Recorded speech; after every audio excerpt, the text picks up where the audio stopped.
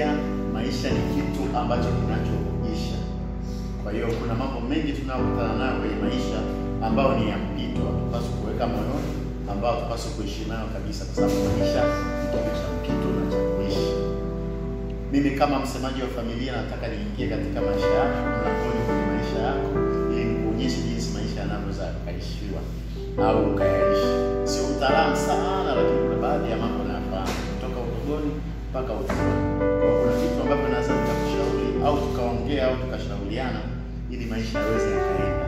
Kwa hiyo utaungana pamoja nami kwenye channel hii ya msemaji wa familia, ambayo itaweza kukusaidia kukutana na changamoto mbalimbali. Na pia nitakukumbusha mambo mengi ya udogo, ujana, kama tulivyokuwa tukiishi, vichekesho, kucheka, ili mradi tu maisha yaende, kwa sababu maisha sio kuweka vitu moyoni. Maisha ni kutoa vitu ili uweze kuendelea kuishi. Maisha yako ya uzeeni yatakuwaje?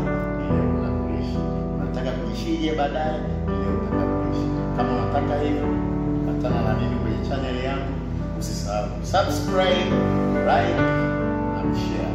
Msemaji wa familia, nasema na familia yangu.